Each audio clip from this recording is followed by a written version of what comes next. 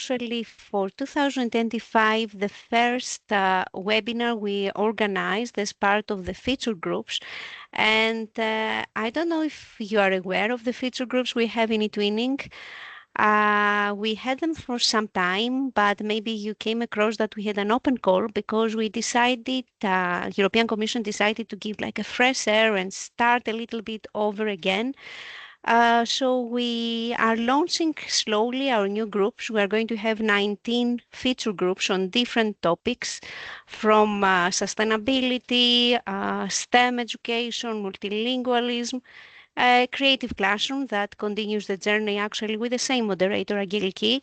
And we are very happy for that. We are also organizing a welcome webinar on the 4th of March that you are invited there to understand how things are work, what are the groups, and you actually you can use the link to register there. So you will learn all these 14 very excited, very motivated moderators, eTwinners are having to stay there and what are they planning to do for the next months in their activities in the groups. However, you can still start joining already the groups that we have launched. You will see some old, some renamed, some completely new.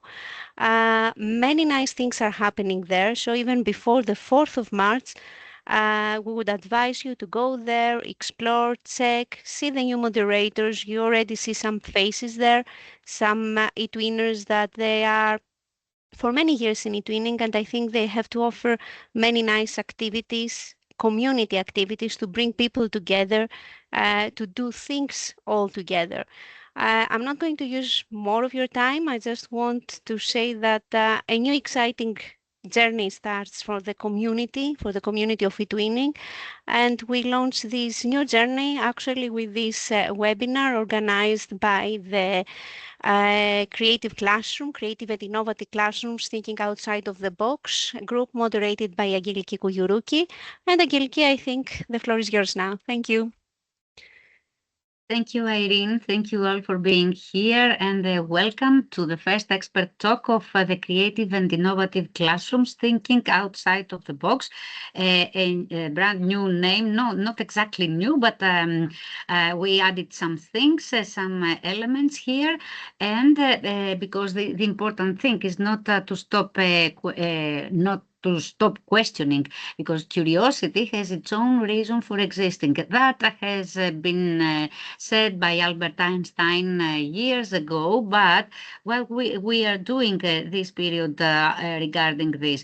So the Creative and Innovative Classrooms Thinking Outside of the Box group is spotlighted this month on February, and because of this, a related page on the topic of critical thinking has been launched as of the 1st of February. Interactive discussions with two important questions. How can critical thinking be integrated across subjects? What challenges do you face when teaching critical thinking? Is the first activity where you can take part, discussing in the forum, contributing in this critical thinking main questions. And then a partner finding fair, forum threads on various topics like STEM, like art or digital literacy or active citizenship. You can post there your idea and find your future collaborator, your future partner for a project on critical thinking. Then you can take part in a creative contest alone or with your students. Click wisely, critical minds in the digital world. You can prepare a poster or you can make a video. There is also a library with inspirational content. And today we have the honor to to welcome here in our meeting Dr. Angela Salmon, to speak to us about children's conceptions of thinking as a starting point to promote lifelong learning. Dr. Angela Salmon is an associate professor of early childhood education at Florida International University and a Fulbright Global Scholar. For 18 years, she was a faculty member at Harvard's Project Zero, where she gained recognition for fostering learning communities of practice. She is the founder and leader of the Visible Thinking South Florida Initiative, a project dedicated to promoting innovative educational approaches to foster thinking and learning. She has also served as a thinker in residence for the independent schools of Victoria in Australia, further extending her influence on global education. As a Fulbright Global Scholar, she fosters international collaboration to advance education through her research on storytelling with young children. Her work examines the dynamic relationship between language and cognition as expressed through stories and play, with a focus on using storytelling to foster agency and global competencies. A passionate advocate for children's rights, she actively promotes children participation and voice through storytelling practices. So, today, Angela Salmon is with us to talk to us about children's conception of thinking, a starting point to promote lifelong learning. Angela, thank you for being here. Welcome, and the floor is yours. Thank you so much. I really appreciate the invitation. It is an honor to be with this amazing audience and sharing some of the work that I have been doing and sharing my passion, especially, and thinking it's something that I have very deep in my heart because I think that's what guides us and what differentiates us from other creatures in the universe, or at least in this globe. Yeah, so my presentation today is children's conceptions of thinking as a starting point to promote lifelong learning. And the first part of my presentation will be related to a research that I did. I was looking at the slides. I started working on that in 2007. So ever since, I have been exploring this idea, and this is what I'll be sharing here today. So as you mentioned, I created the Visible Thinking South Florida. Most of the stories that you will hear in this presentation come from classrooms, from real classrooms. So those videos are not they are not professional. They are with all the classroom noise, but it's something that I want to recognize my visible thinking learning community. And as a matter of fact, here is a book that we created, that we wrote together with some of the stories that you will see in this presentation. So the through lines for today's presentation is: what is about students that make you believe that they need to learn how to think? Then let's explore the concept of what is thinking. And then why thinking about thinking, that is, means metacognition, is essential in learning. And how can we promote thinking in the classroom? So we will think about, I invite you to think about these questions as we move on with the presentation. Please feel free to post any comment, and maybe Angeliki can help me read if I am distracted. And at a certain point, I would like you to interact. So I would really appreciate having that, your help on that. So what's about your students that make you think that they need to learn how to think? Well, David Perkins, who is one of the founders of the framework that I will be using for the teaching part, he says that learning is a consequence of thinking. So if learning is a consequence of thinking, we need to take that very serious. So Tony Wagner, in his book, The Global Achievement Gap, he said that our students nowadays, and now with the technology, AI, and all the things that are happening in the world, so he says that students leave schools equipped to work in jobs that are disappearing from the global economy, and technology. Like in the past, when I was in moving to higher education, we have limited careers. Now I have three daughters, and all of them have careers that I never heard before. And the work that they do now, it's nothing related to them. So what Tony Wagner did is he went around the world asking those big companies what is the profile of citizens that they expect to hire. So they said some of their comments is that we can teach them techniques, but we cannot teach them to think. So they were asking people who know how to think. Our problem is to have entrepreneurs, people with initiative, with the desire and the inclination to do things. Yes, today's answers cannot solve tomorrow's problems. So questioning, and as you said, Angeliki, questioning and curiosity is the foundation for all of this. So we need people who can think critically and solve problems by asking good questions. So these are some highlights from his book that I think will make us think, what is it that we need to teach think? And I heard that in one of your flyers, Twinny, I saw something thinking out of the box. So the question is, what is the box? Who created the box? Yeah, because children are not born with a box. So if we're in the innovative department, yeah, we should remove those boxes that we already created. And we are starting with young kids. They don't have boxes. So let's avoid the creation of those boxes. So with that said, today I'll be covering these topics. It's the concept of thinking, metacognition, that is thinking about thinking, making thinking visible and dispositions as habits of mind, and thinking and learning in the curriculum, with the curriculum. So let's start listening to you. So if you can pull your cell phone and with your camera get into this QR, you will be prompted to write 3 words that represent what you think thinking is. So let's take a minute for that.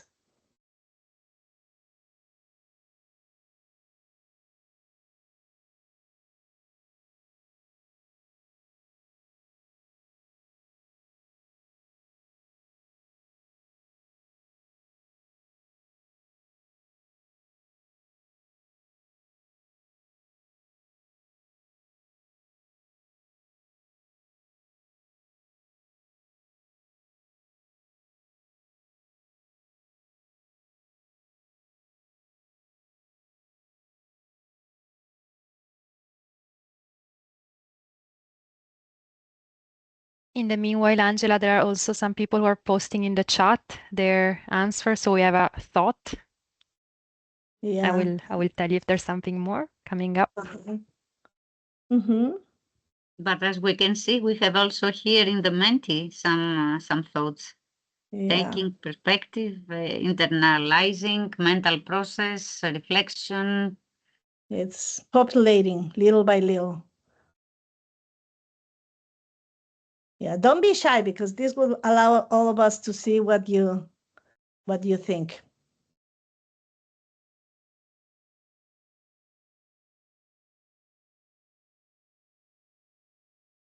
Mm-hmm. Okay, so the big word is cognition, mental process. Mental process is getting a lot of that. Critical analysis, choice, cognitive, pondering, engagement, readapting, cognition. It's very interesting. So let's keep this, or maybe few more. We You have can try. some inputs in the chat box, processing also as a word, creating an idea, metacognition also.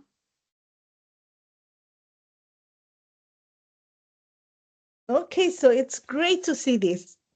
And this is aligned with what I'll be sharing with you. Thank you. So let me share a research that I did with 300 children, kindergarten children, 4 to 6 year olds. And we were asking them what is thinking. And the process to do that was using the draw tell technique, because young children have a hard time, even as adults, we have a hard time talking about thinking. It's something, oh, well, what is thinking? Yeah, it's when we talk about thinking, it's a word that we use all the time. But thinking is very complex. It's big. So asking children what is thinking, it's also complicated. But the way that they express themselves is usually through draws. Yeah. So we ask them, okay, draw what you think what thinking is. Yeah. So we came up with 3 strategies that at this age, Ron Richard did a study with adults, and they have more categories. But for young kids, we came out with these 3 categories. The first one is associative thinking. That means when they think about an object of thought, I'm thinking about my mom, about pizza. Connections with thinking. Oh, it's the brain. And I heard here you saying it's a mental process, and explaining what the brain is and how your thinking takes place. And the other one is a narrative, and usually children think in stories, so they like to. So what is thinking? Oh, I went with my mom to the park. Yeah, so that's thinking for them, and that is connected to their memories. The other classification is strategic thinking. That means strategies that they use to think. For example, I think better when I am in silence, or when I am reading or with music. And the last one is thinking about thinking. That is usually the less common type of thinking that children represent. So in our study, we found that we had we have a group that were just the test group, that they were not, they didn't implement any type of strategy. And then we have, that's why we call non-visible thinking, the pre and post. In the pre was asking them what is thinking. And after 6 months, we asked the same children what is thinking. We wanted to see what their responses are. With the kids that were exposed to the visible thinking, we did the same thing. So here we can see the big difference that happened is that the children who were exposed to visible thinking, they decrease the associative thinking, they increase the strategic thinking, and they increase in the metacognition thinking, while the other kids, they remain almost the same. And actually, the associative thinking is the most common. So let me explain this. And here we have a child with the pretest. We will see this child later on. So see what he thinks about that. After therapy, and go playing on the street, and still playing on the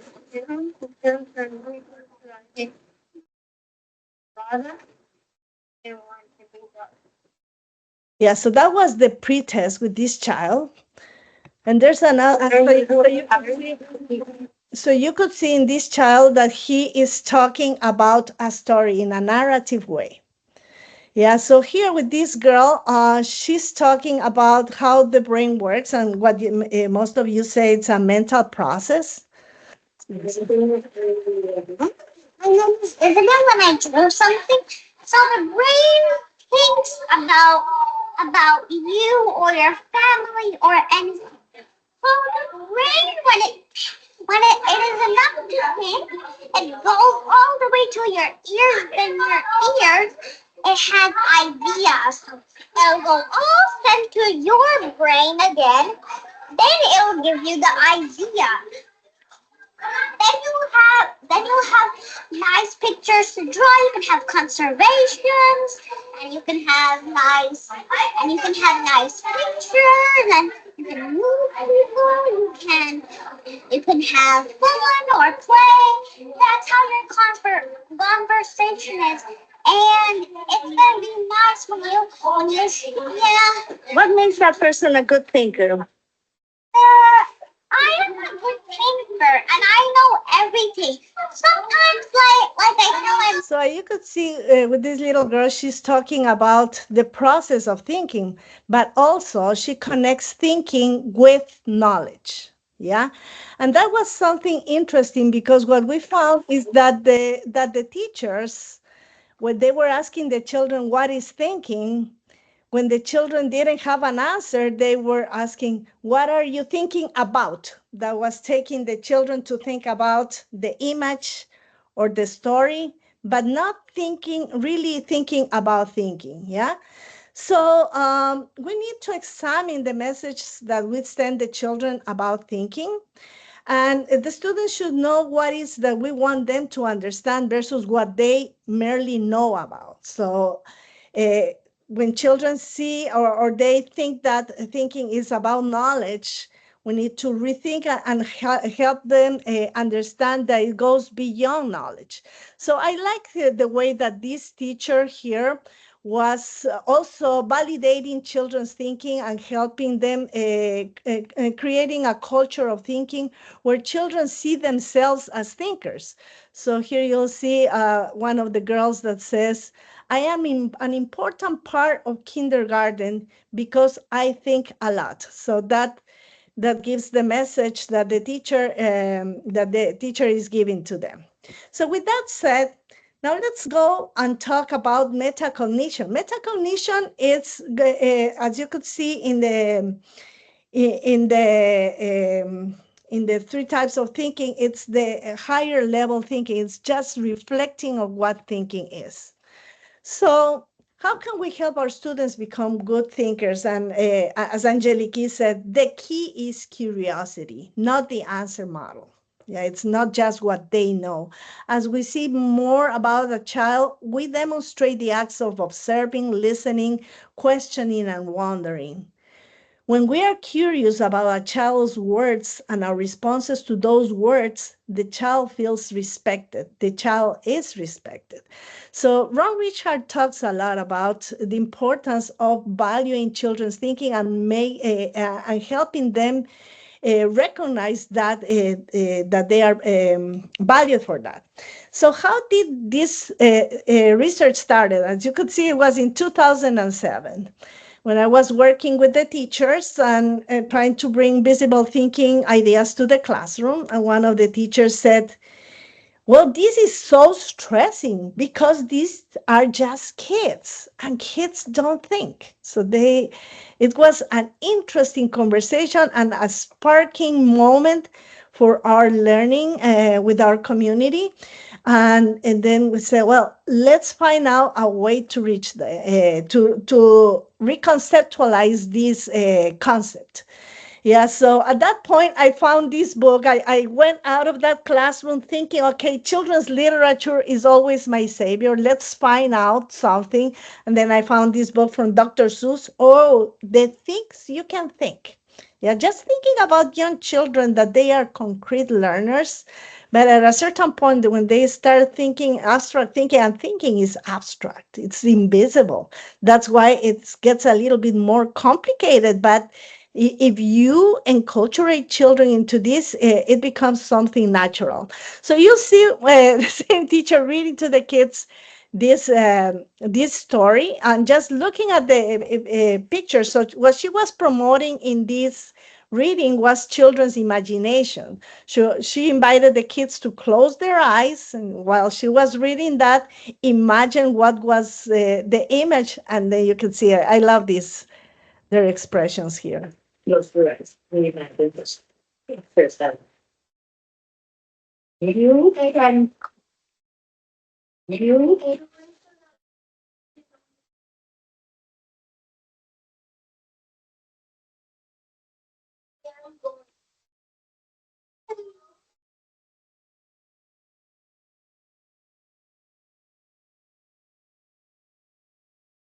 Yeah, so this book was a great beginning to start talk about thinking. So my question, and then I'll ask Angelique if we can do a poll and see, can we teach thinking?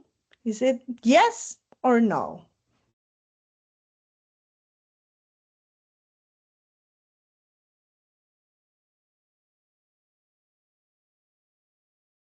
So we see here the first answer, it comes as no, as yes. Yes, we can. Positive answers. Well, we have one no, but most of them in the chat box, they write yes, we can enculture thinking. Mm-hmm.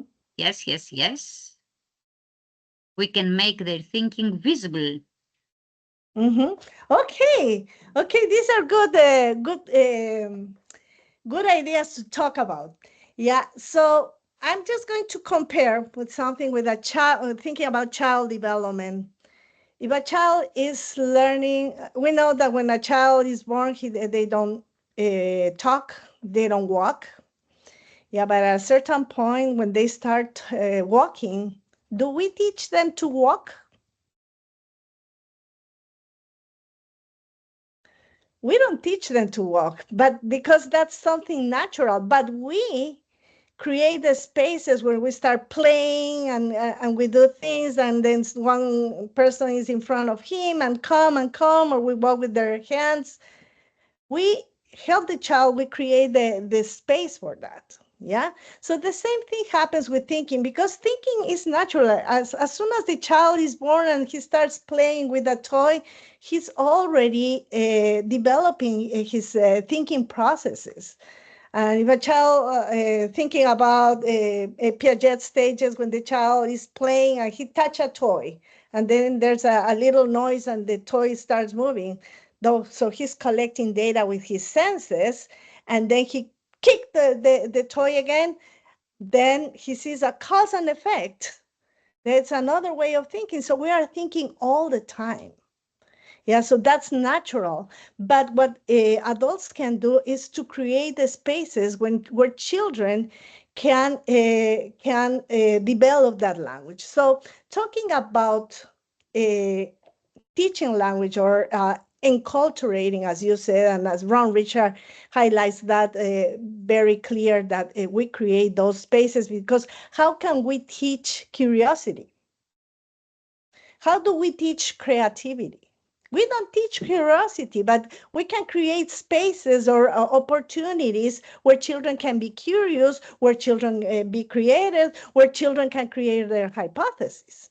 So now going back to our topic right now, it's how they can, something that we can help them to start with is to be metacognitive. That means in the way that we use the language to promote thinking. So Arthur Costa called this speaking cogitary. Yeah. So let's see the difference. Let's look at these two pictures. Let's compare these two pictures. One more word for our thinking vocabulary. What do you think will happen when? What do you predict will happen then? So you are inserting, you are naming the thinking process. How can you put into groups? How can you classify? Let's work on this problem. Let's analyze this problem. What do you think would happen if? What do you speculate would happen if? What did you think of this story? What conclusions can you draw from this story? How can you explain? What hypothesis do you have that might explain this? How do you know that's true? What evidence do you have to support? What else could you use this? How could you apply? So see, with all this, just a conversation, all the thinking words that describe the type of thinking that you can have while you are solving a problem, while you are playing, while you are reading a book, while you are doing any activity, because we are throughout the day, as we wake up and go to bed, we are always thinking, okay, let's see, I'm going to brush my teeth. What if I use this? No, I didn't like that. So we are always making connections. We're thinking all the time. But if we're thinking about learning, and if learning is a consequence of thinking, as David Perkins says, let's think exactly the type of thinking that we are looking for to solve the problem. So what's happening? What happens when a child realizes the type of thinking that he or she is using? They become independent learners, and they start knowing the strategies that the thinking skills that help them solve problems or learn something.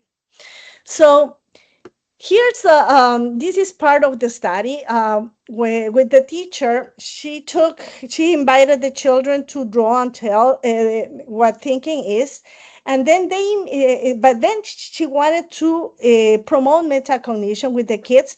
So she told them, okay, these are strategies. This is an associative way of thinking, and this is metacognition. So see the children talking about their drawings and trying to understand what thinking is.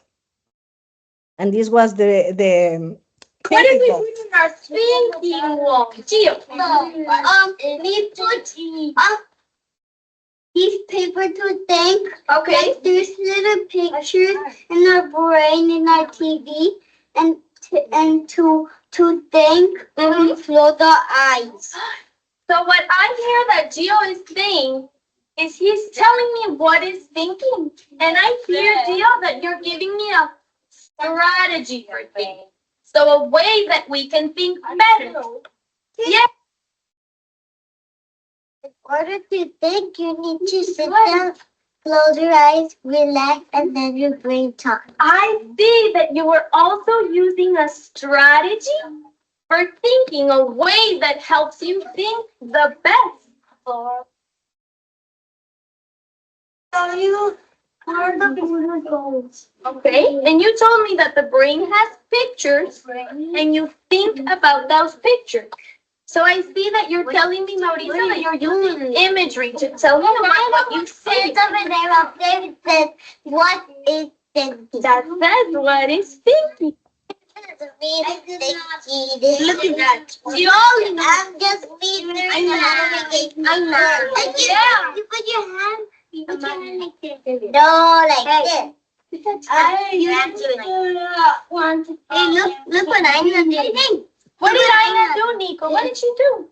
Okay, so you see, well, that's a way of enculturating children and helping them become more metacognitive.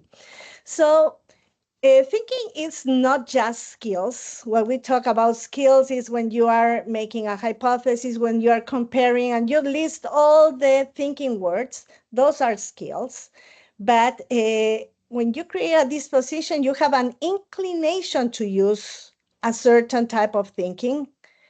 And then you have the sensitivity of when is a good time to use and what type of thinking should I use. So all of these elements are important. So having the skills, knowing when to use, and knowing why you should use that type of thinking. So that helps you learn how to learn and take control of your thinking, because that's a way that we enculturate the classroom, so that the children can become that they can become independent learners and take control of that. That creates what Arthur Costa calls the habits of mind. So Acosta and Ben Akalik, they develop 16 habits of mind, and they are deeply connected with thinking. And these are attributes of good problem solvers and people who find problems and they can solve them. So I'm just mentioning this because we will need another big session just to talk about the habits of mind. But I have seen that the habits of mind are powerful, and you can develop this with, and I'll be talking shortly about the thinking routines. The thinking routines promote habits of mind. So something that we will see very shortly in another video, it's, well, the thinking about thinking that you saw the children thinking about thinking. Then in a video that we will see now, when the teacher is implementing one of those thinking routines, you will see how children learn to manage impulsivity. and then they need to think before they do or say something, questioning and and posing problems. Something there's a thinking routine that is called "What do you see? What do you think? What do you wonder?" that help the students gather data with their senses to make decisions. And as you saw with the children, when they were reading that book, they were responding with wonderment and awe, and applying past knowledge, thinking flexibly. Well, there are, all of these are really, really empowering, and being conscious about these habits of mind. It's also useful for children to find solutions to problems. So now let's visit Bloom's taxonomy. I'm sure that you are all knowledgeable about that. So he started with talking about knowledge comprehension, application, analysis, synthesis. Years later, his students developed and expanded his Bloom's taxonomy using verbs. And now you can see more explanation on more thinking verbs. So if we do, again, if we try to respond what thinking is, see all the options that we have. So he started with remembering, recognizing, listing things. So if you think about what children were talking about thinking is, they were recognizing, listing, describing, they were describing what thinking is. Yeah, but if you go to the top, it's creating, being able to come up with your own solutions. So one critic about the Bloom's taxonomy is that he sees thinking going from a lower order thinking to upper level thinking. And that's not how learning happens, because children can be creating a floating object, or designing an airplane, a paper airplane to make that flight. So that means that if you're creating that airplane, then you are on the top, even if you don't know about aerodynamics, but you can create, and as you create that object, then you start testing and you start capturing with your senses, oh, this is flying like this, maybe the wings need to be like this, what about the weight? And then they start going little by little to the knowledge. And here's how teachers can play with lower and upper order thinking with the children. When that happens, you are promoting understanding.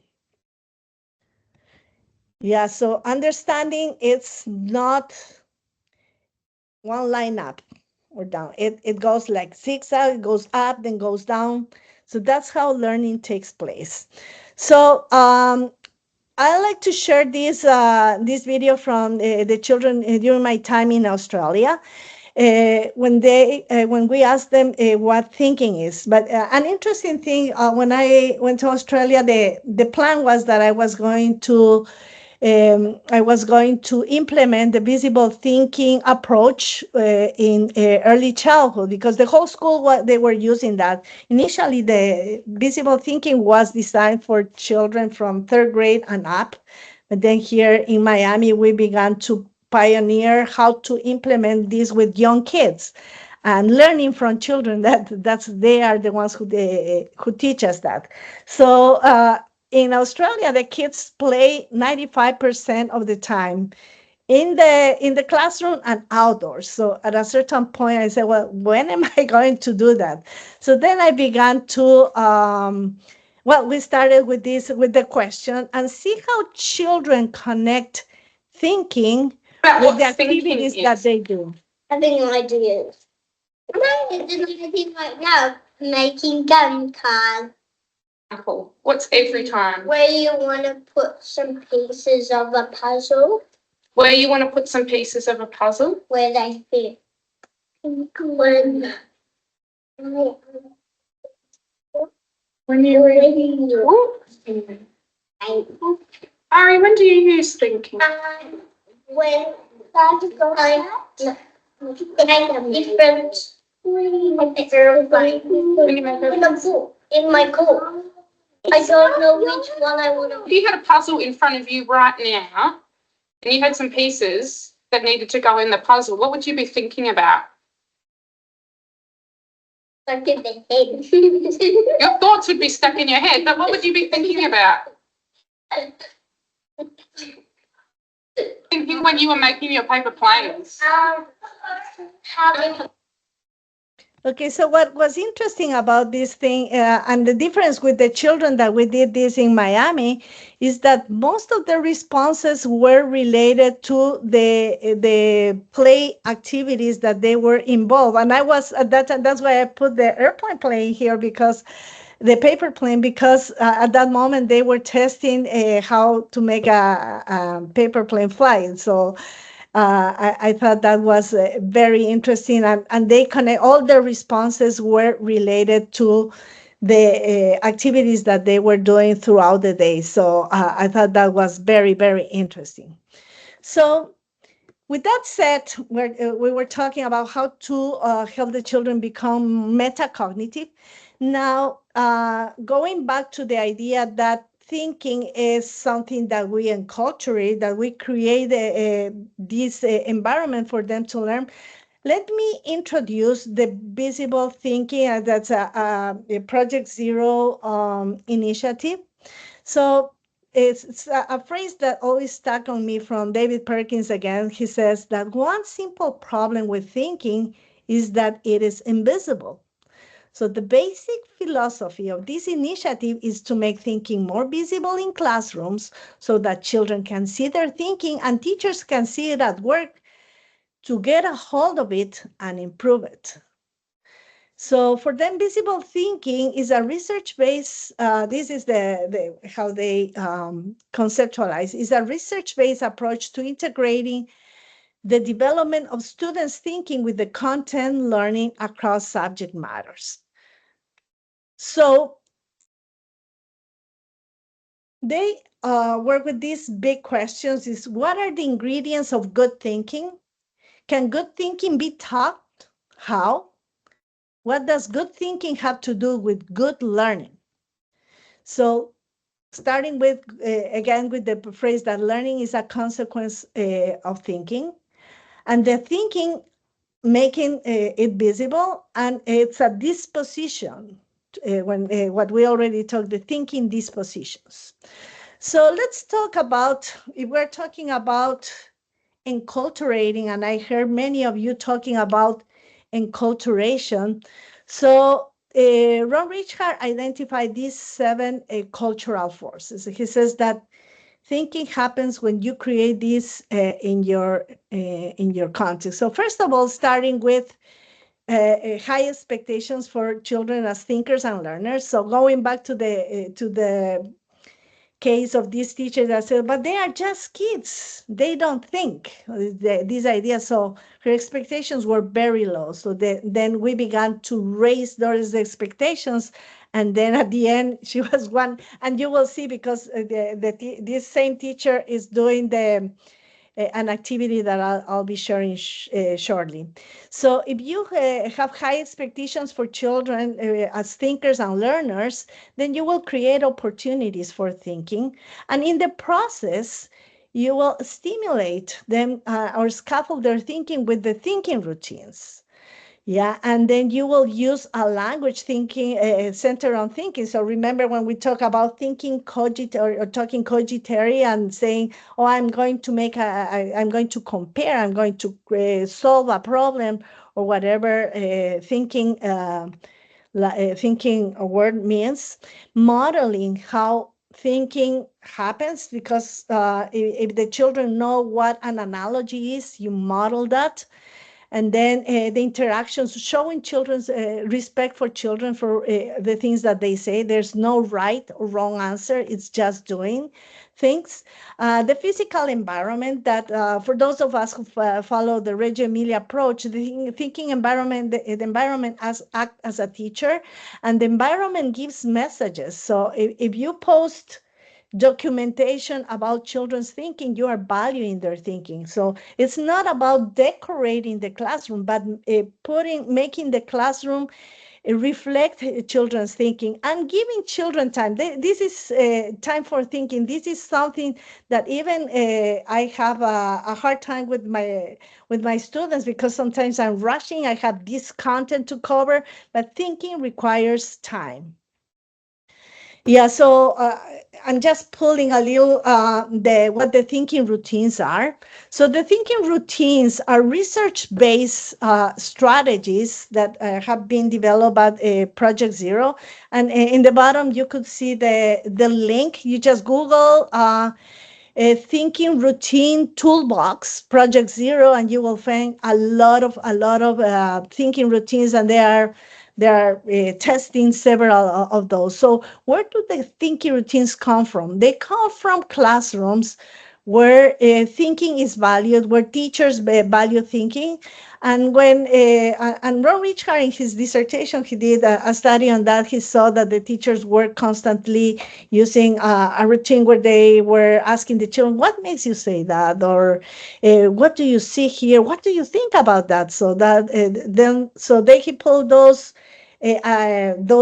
activities, and then not activities. They pull all those conversations, that discourse of the teachers, and put a name, and they call See, Think, Wonder, 3-2-1 Bridge, Think, Puzzle, Explore. So the thinking routines have names to identify them. They are goal directed. That means there's a thinking goal behind them. There are just few steps, so it's so easy to implement. They are very, very easy to implement, and you don't need a big preparation or training. I hate the word training, by the way, but you don't need that. Individual, and it works with one child, with the whole group, with the classroom. At home, even with the children in Australia, the way that I began to implement the thinking routines was by documenting their play and then inviting them to use the See, Think, and Wonder routine. What makes you say that? And then it became a habit for the children. And then when they were playing, they were asking themselves, "What makes you say that? What do you see here?" So that was very, very interesting, very nice. And you could use in all contexts through play when they are eating all the time. It reveals the student thinking, and it makes it more visible. So as Richard says, it's the thinking routines. These are all cultural forces that work together. Yeah, it's not something that you separate just the thinking routines, which is something very typical. People say, "Oh, I'm using the thinking routines," and then you start talking just about thinking routines. So, and forgetting about your expectations. If you don't have high expectations, then the thinking routines don't work. If you don't offer opportunities for learning, that won't work. So Vygotsky says that children grow into the intellectual life of those around them. So that means, how do we create that environment for children to be good thinkers? Yeah, so here's my what I was telling you about. This is the teacher that we were talking about. So here she's in Guana, and she became an amazing, amazing role model for many teachers. So I would like to, here you have homework, yeah? So you might want to take a picture of these routine, of these cultural forces. And as you see this video, I want you to think about or focus only on one cultural force, and then you can post in the chat what cultural forces do you see reflected in this classroom experience.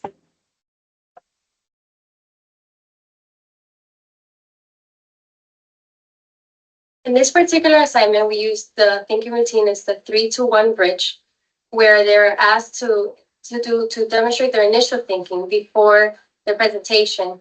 They do 3 initial thoughts, 2 questions, and 1 analogy. And then the bridge is to see how their thinking progressed from their initial thoughts to after they've learned new information. What are some of the routines that we've worked with so far? 3-2-1 bridge. 3-2-1 bridge. That's the one we're going to use today. Have we done another thinking routine? Think, puzzle, explore. Think, puzzle, explore. In our class, we've been working with different thinking routines, which have exposed the children to the language of of thinking, really. So when we introduce new thinking routines, they make connections to prior ones that we've used. For instance, when we first started with the 3-to-1 bridge, when I gave them instructions as to what was required in each part, they made connections to the Think, Puzzle, Explore. Um, um, you could think if you forget something, you could maybe. When we do something, we can do it again. You puzzle the words in your head, and then you raise your hand, and then the teacher picks you if you already have your thoughts in order. If your thoughts in order. And when we do an analogy, what do we do? What are we doing when we do an analogy? Compare stuff.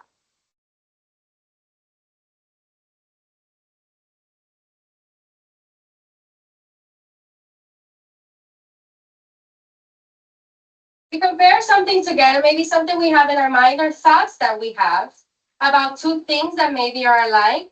But for this particular routine, we were working on our theme, which was We Are the World, where we're learning about people and cultures and other places around the world.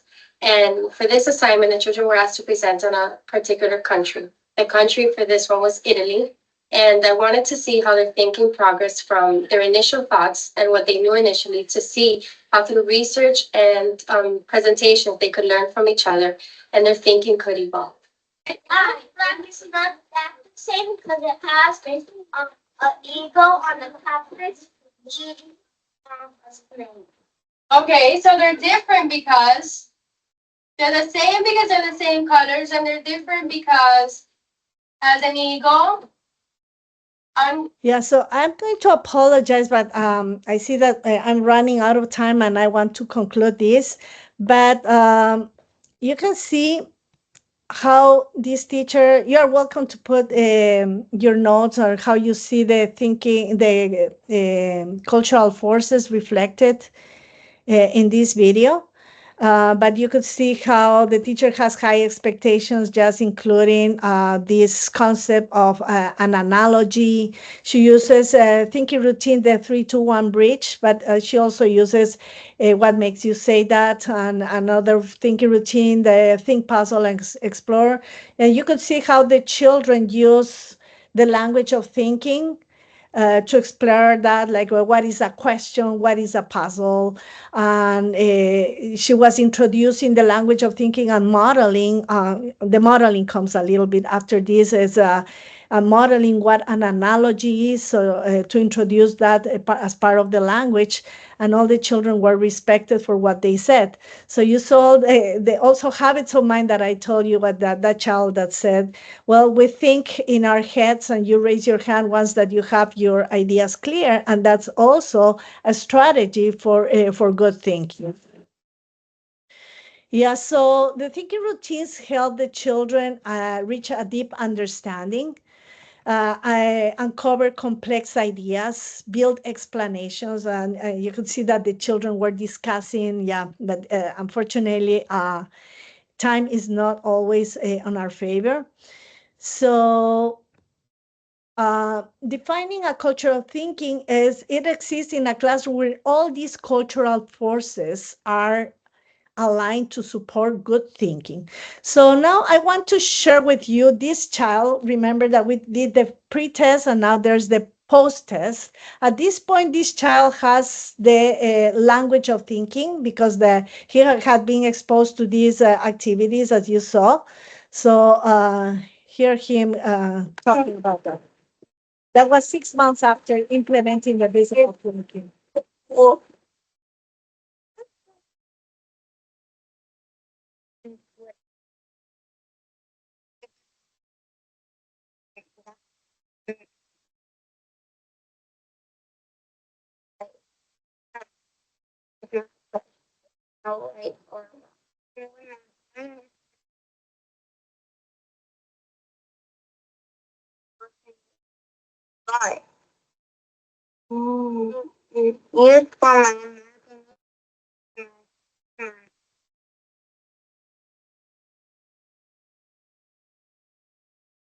Unfortunately, we can't hear him. Yeah. We can hear a few words, but The brain is, that's what it does when you draw stuff. That's like when you draw, like. Yeah, so it was interesting to see how he drew. Now, this time he was developing what we call the theory of mind. He knew that people won't understand until you actually write or create. And he was getting into abstract thinking, and he was discussing about that. So thinking and learning are deeply connected. So we recently published this book where we offer the use of children's literature as a rescuer. And with activities using many of the strategies that you just heard here. So that invites us to be intentional thinking and make sure that we understand children's questions. So we need to think about the children's theories, because when we get into children's thinking, we can scaffold their thinking more deeply. And there's a cycle. When the child has a theory, you give feedback and you implement, the child creates new theories. Yeah, so Dewey says, give people something to do, not something to learn. And doing so is of such a nature as to demand thinking and learning naturally results. So play is an amazing tool to help them solve problems, and you could use the thinking routines there. So it's interesting when children create something, but more important for us as teachers is to observe and dig more into their thoughts. So I'm going to conclude with this: teaching and learning should bring joy. And there happen how powerful would our world be if we had kids who were not afraid to take risks, who were not afraid to think, and who had a champion. Every child deserves a champion and an adult who will never give up on them, who understands the power of connection and insists and become the best that they can possibly be. So my invitation for you is to become the champion for your children, and think, what did you learn from this? So what are you doing? And then now what? That's a thinking routine. Here's some references of that I referred in this presentation. And thank you so much for for listening, and I love to hear your feedback and expand the conversation. We were having a conference in Greece with the University of Athens in May 16 and 17. So I hope to see you there. And thank you so much. Thank you very much, Angela. We have a question in the chat box. What is associate thinking? Could you please clarify it? When you associate, I'm thinking about an object. I'm thinking about my dog, about my toy. And it can also be associating, thinking is when your brain is thinking like the little girl, associating thinking with brain activities. And that's what you said. Many of you were using, you were talking about mental process in the thinking. Many of you talk about understanding also, and cognition. The cognition are the processes that we do. We are talking about critical thinking, is gathering data. It's making decisions about something. It's trying an idea. Yeah, all of that is critical thinking, when you put different areas of thinking to find a solution to something. And that's something that we all need in this crazy world that we are living in. And I would like to thank you. And I would like to mention here that earlier today I launched an activity based on thinking routines, inviting members to see, think, wonder like a child, like a student. So think like a student is an activity. Here is the link for you to join, and you can choose an image or statement, describe what you see, think about its meaning, and share what you wanted. It will be pasted later, added later in the groups page, but it is an activity based on one of the thinking routines that I had the pleasure to work on with. Excellent. And there are many thinking routines now. There are the global thinking routines that makes us think with the heart, with the mind, and see how, things about the things that are happening in the world. There are thinking routines for science that work well in science, like in the maker movement, for example, the parts and elements of an object. So there have a lot of great things. So once again, Google Thinking Routines Project Zero and Thinking Routines Toolbox. You can find a lot of great thinking routines. Thank you very much, Angela. Thank you all for being here. Don't hesitate to be a member of the group and take part on the activities of this month. Alessia, the floor is yours. Thank you so much, Angela, and thank you so much, Angeliki, for this great presentation and for these inspiring insights about critical thinking in the classroom. I'm sure that our attendees got inspired from what they learned today, as you can see in the comments in the chat. So I encourage you again to join the group if you're not a member yet, so you will discover also more materials about critical thinking in the classrooms. Again, thank you, Angela, thank you, Angeliki, and wish you all a nice evening. Thank you. Thank you. Bye. Thank you. Bye. Bye.